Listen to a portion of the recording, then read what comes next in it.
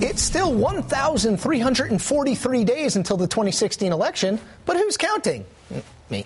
Well, some GOP hopefuls certainly are. The frontrunners are already staking their claim to the path they hope to take straight to the White House.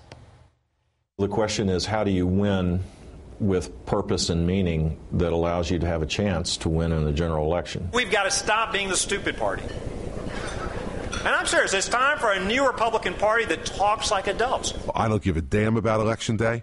It doesn't matter a lick to me at the moment. I've got much bigger fish to fry than that.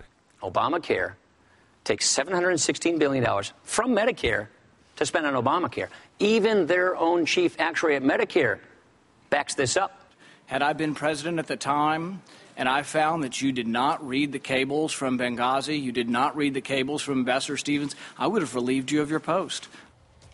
Joining me now for a look at the potential 2016 candidates and what lane they're running in, two of my favorite people, Amy Walter with the Cook Political Report and Maggie Haberman with Politico. Okay, so I'm taking a little host license here, and I wrote a piece about the lanes that you can establish. Let's go through them, and we'll talk about them. So I have, in the establishment lane, I have Jeb Bush.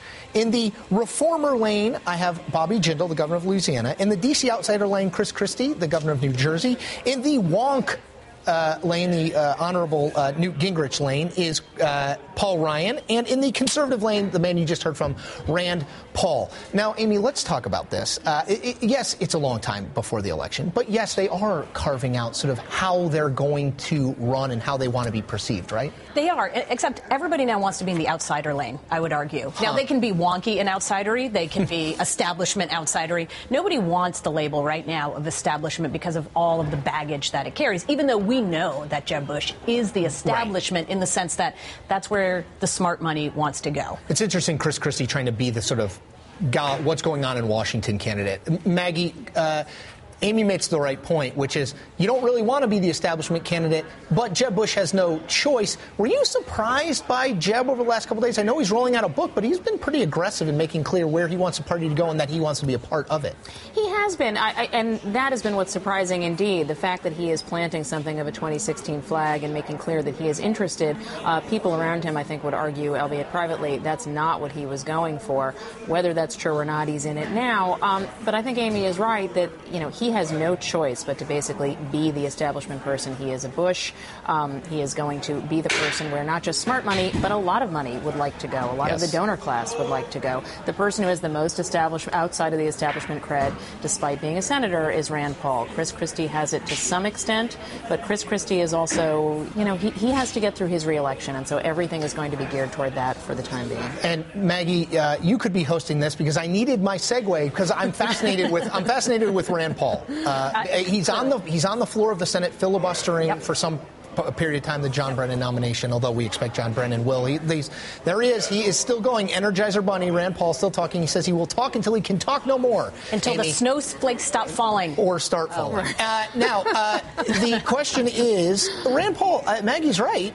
It's hard to get to the right of Rand Paul, and it's going to be hard to get to the right of Rand Paul, correct?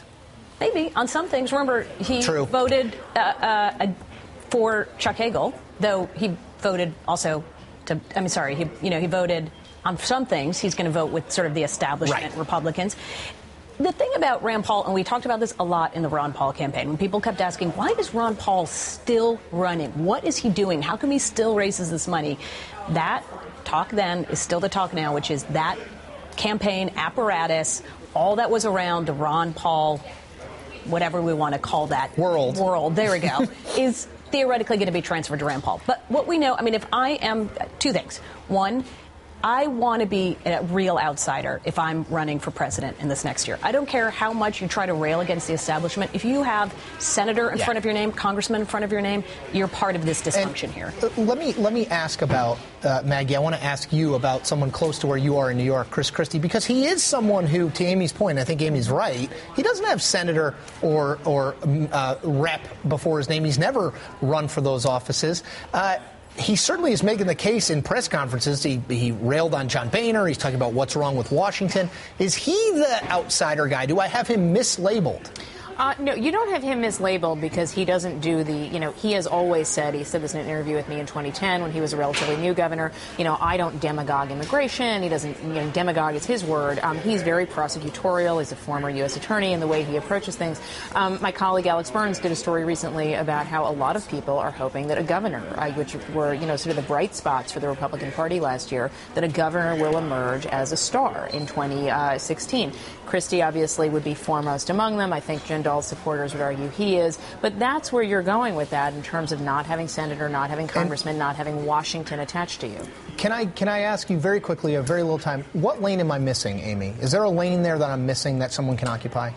I don't think so. I guess it's what lane do Democrats. We have to do this on the other side. And that's one thing I would say. The one thing that Republicans have going for them, and I'm going to put a shameless plug for a column I did this week. But remember, 6 times a party has won the White House for 2 straight terms. Only once has that party won a 3rd term. So this is a much more difficult path for Democrats. For every Ronald Reagan, George H.W. Bush, there isn't.